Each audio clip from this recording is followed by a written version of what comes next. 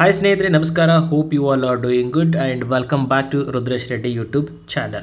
Today I am here with another important topic called misspelled word. ನಾವು ಈ topic ಇಂದ definitely ಪ್ರಶ್ನೆಯನ್ನು expect ಮಾಡಬಹುದು ಯಾಕಂದ್ರೆ ಪ್ರೀವಿಯಸ್ ಇಯರ್ ಕ್ವೆಶ್ಚನ್ ಪೇಪರ್ ಅನ್ನು ತೆಗೆದುಕೊಂಡಾಗ ಮೋಸ್ಟ್ ಆಫ್ ದ ಟೈಮ್ಸ್ ಈ ಪ್ರಶ್ನೆ ಬಂದೇ ಇರ್ತದೆ. It could be a group C exam or PDO exam or village accountant whatever we can expect the question from this topic. ಮೊದಲೇ ಪದ ಏನು ಕೊಟ್ಟಿದ್ದೀವಿ? ಡೆಫಿನೆಟ್ಲಿ. ಓಕೆ, 4 ಆಪ್ಷನ್ ಕೊಟ್ಟಿದ್ದೀನಿ, ಅದರಲ್ಲಿ ಕರೆಕ್ಟ್ ಆಗಿರತಕ್ಕಂಥ ಆಪ್ಷನ್ ಯಾವುದು ಅಂತ ನೀವು ಚೂಸ್ ಮಾಡಬೇಕು. So before I display the correct answer what you can do, ನಿಮ್ಗೆ ಗೊತ್ತಿರ್ತಕ್ಕಂಥ ಆನ್ಸರನ್ನು ಕಮೆಂಟ್ ಸೆಕ್ಷನಲ್ಲಿ ಬರೆದು ಬಿಡಿ.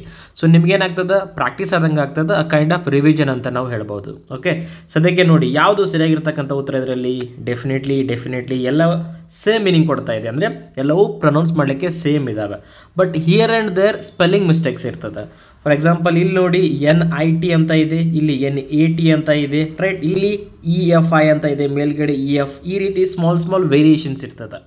ನಾವೇನು ಮಾಡಬೇಕು, ಕರೆಕ್ಟ್ ಆಗಿರ್ತಕ್ಕಂಥ ಪದವನ್ನು ಚೂಸ್ ಮಾಡಬೇಕು. ಸೊ ಸದ್ಯಕ್ಕೆ ಇಲ್ಲಿ ಕರೆಕ್ಟ್ ಸ್ಪೆಲ್ಲಿಂಗ್ ಏನಪ್ಪ ಡೆಫಿನೆಟ್ಲಿ ಅಂದರೆ DEFINITELY, that is nothing but first definitely. Okay, important, ನೆನ್ಪಿಟ್ಕೊಳ್ಳಿ. ನೆಕ್ಸ್ಟ್ ಸ್ಲೈಡಲ್ಲಿ ಕೂಡ ಆನ್ಸರ್ ಕೊಟ್ಟಿದ್ದೀನಿ ನೋಡಿ, ನಾನು ಇಲ್ಲಿದೆ ನೋಡಿ, ಡೆಫಿನೆಟ್ಲಿ ಸ್ಪೆಲ್ಲಿಂಗ್ ಕರೆಕ್ಟ್ ಆಗಿರ್ತಕ್ಕಂಥದ್ದು.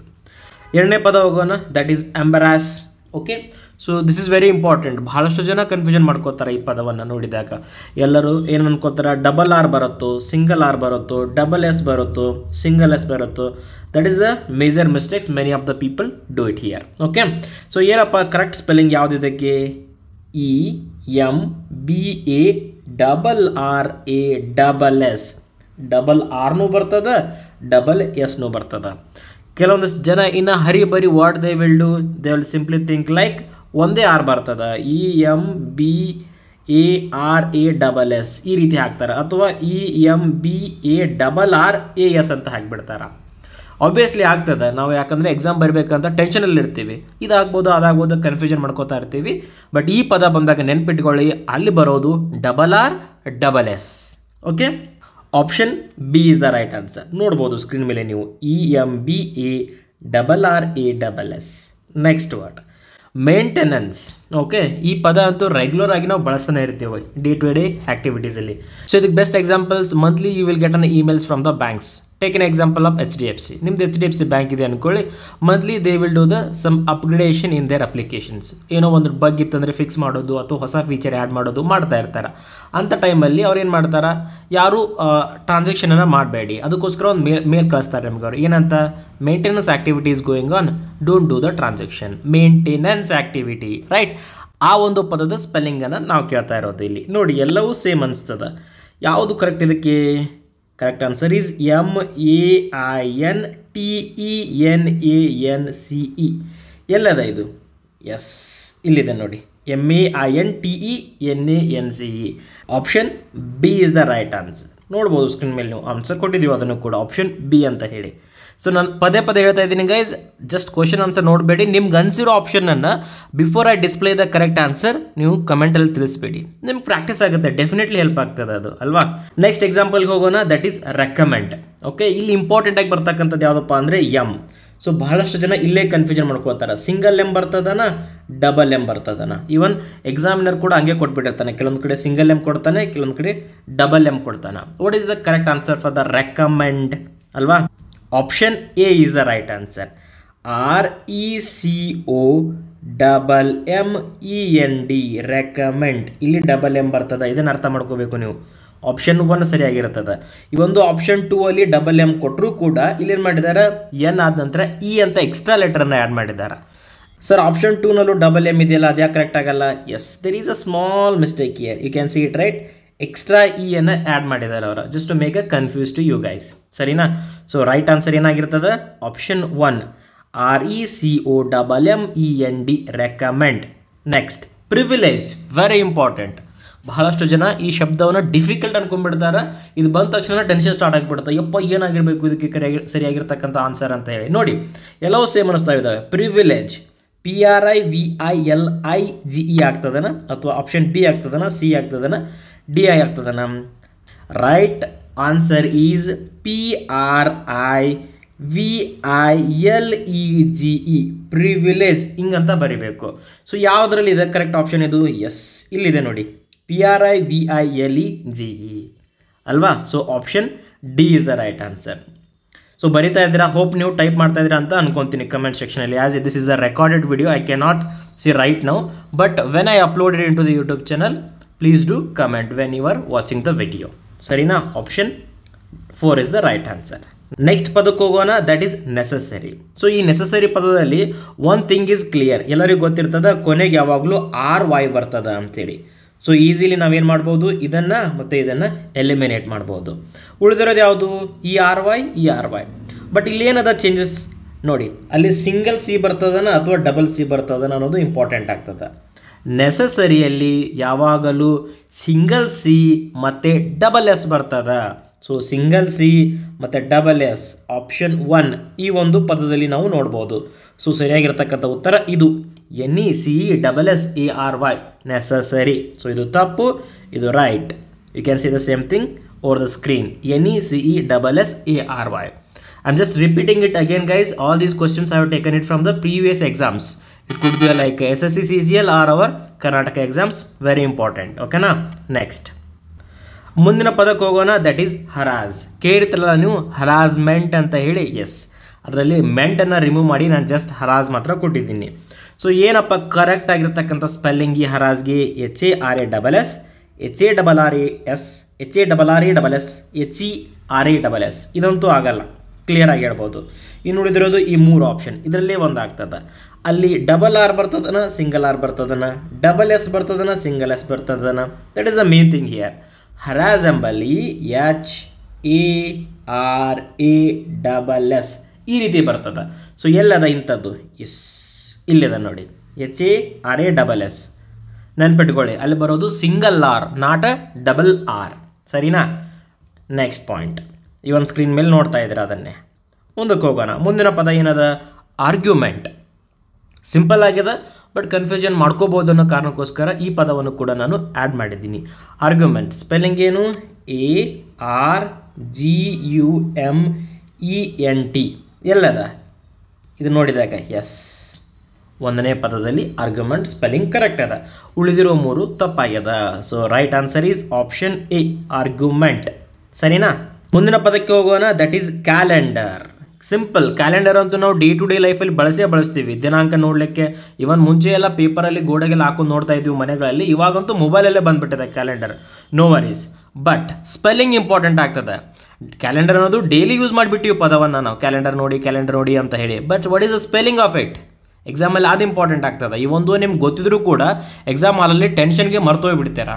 ಸರಿನಾ? ಸೊ ಅದಕ್ಕೋಸ್ಕರ ಇದು ಇಂಪಾರ್ಟೆಂಟ್ ಅಂತ ಅಂದ್ಕೊಂಡು ಆ್ಯಡ್ ಮಾಡಿದ್ದೀನಿ. ನೋಡಿ, ಎಲ್ಲವೂ ಸೇಮ್ ಅನಿಸ್ತಾ ಇದೆ. ಕ್ಯಾಲೆಂಡರ್ ಎ ಬರಬೇಕಾ ಅಥವಾ ಇ ಬರಬೇಕಾ, ಇಲ್ಲಿ ಇ ಬರಬೇಕಾ ಅಥವಾ ಎ ಬರಬೇಕಾ ಇಲ್ಲಿ. ಸೊ ಈ ರೀತಿ ಕನ್ಫ್ಯೂಷನ್ಸ್ ಇರ್ತದೆ. ಸರಿಯಾಗಿರ್ತಕ್ಕಂಥ ಪದ CALENDAR, ಕ್ಯಾಲೆಂಡರ್. ಎಲ್ಲದಪ್ಪ ಈ ರೀತಿಯಾಗಿ? ಇಲ್ಲೇ ಇದೆ ಸರ್, ಆಪ್ಷನ್ ಬಿ ನಲ್ಲಿದೆ ಸರ್, CALENDAR.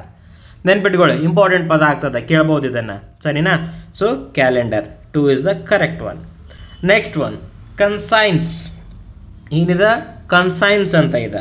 ಏನಾಗಿರ್ಬೋದು ಇದಕ್ಕೆ ಸರಿಯಾಗಿರ್ತಕ್ಕಂಥ ಉತ್ತರ? ಆಬ್ವಿಯಸ್ಲಿ CON ಇಂದ ಸ್ಟಾರ್ಟ್ ಆಗ್ತದೆ. ಸೊ ಇದು ತಪ್ಪಾಗ್ತದೆ, ಇದು ತಪ್ಪಾಗ್ತದೆ. ಸೊ 2 ಮತ್ತು 4 ನೋಡ್ಬೋದು ನಾವು. ಏನಾಗ್ತದೆ ಇಲ್ಲಿ? CON SCANC ಕೊಟ್ಟಿದ್ದಾರೆ. ಸೈನ್ಸ್ ಸ್ಪೆಲ್ಲಿಂಗ್ ಏನು ಸೈನ್ಸ್ದು?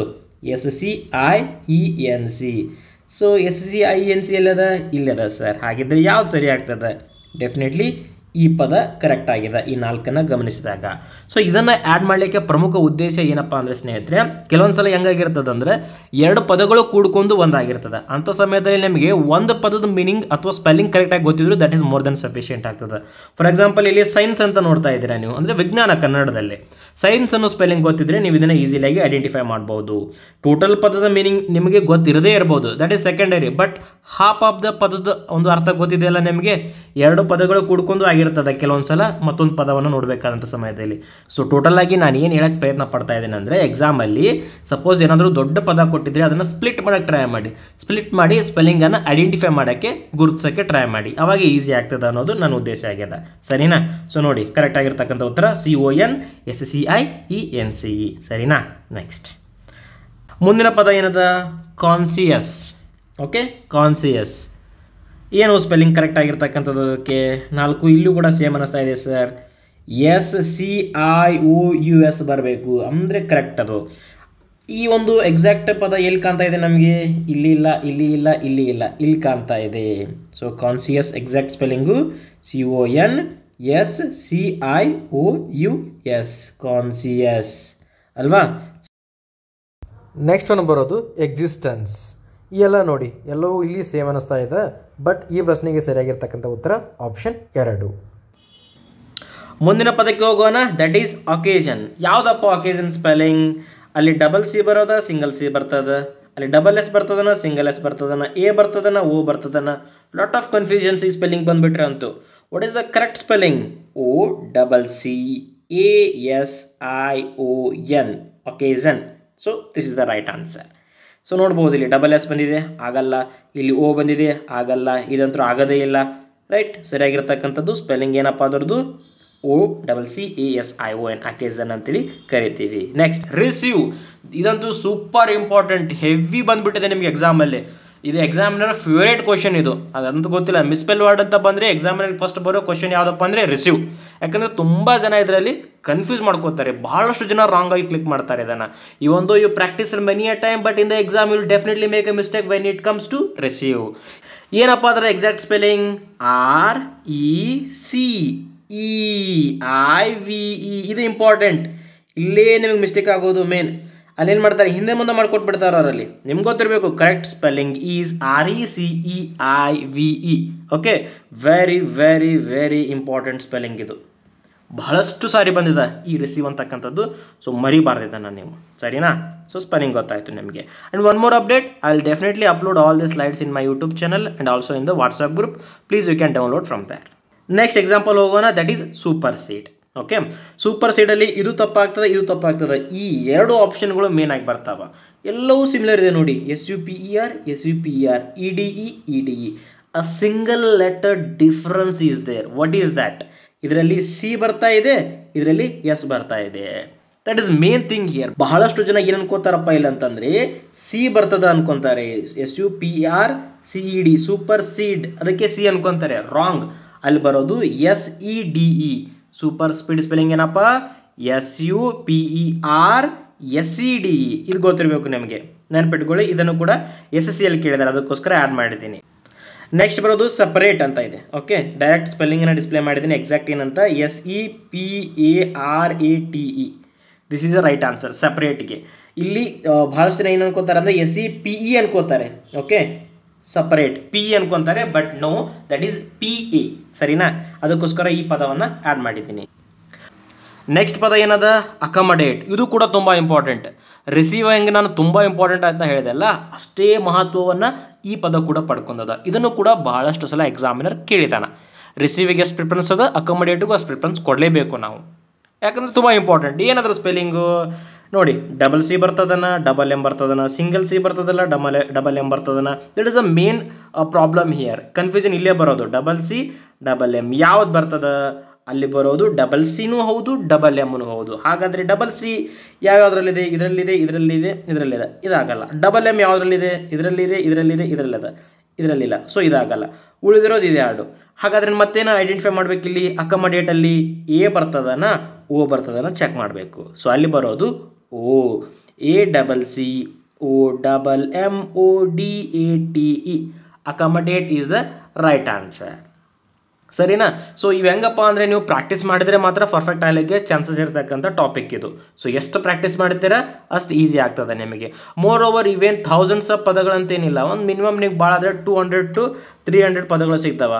ಅವೇ ಪ್ರಶ್ನೆಗಳನ್ನು ಎಕ್ಸಾಮಿನರ್ ರಿಪೀಟ್ ಆಗಿ ಕೇಳ್ತಾ ಇರ್ತಾನೆ. ಫಾರ್ ಎಕ್ಸಾಂಪಲ್ ಇವತ್ತಿನ ವಿಡಿಯೋದಲ್ಲಿ almost I provided like 25. Like that you can download from the Google or some other document, you can read it. So 200 ಇಂದ 300 ಪದಗಳನ್ನು ಪ್ರಾಕ್ಟೀಸ್ ಮಾಡಿದರೆ ನೀವು ಮುಗಿದೋಯ್ತು. You can easily get 2 to 3 marks. Definitely ಈ ಪ್ರಶ್ನೆ ಬಂದೇ ಬರ್ತದೆ. ವಿಡಿಯೋನ ಇಲ್ಲಿ ತನಕ ನೋಡಿರ್ತಕ್ಕಂಥ ತಮಗೆಲ್ಲರಿಗೂ ಧನ್ಯವಾದಗಳು. Thank you so much. Bye for now.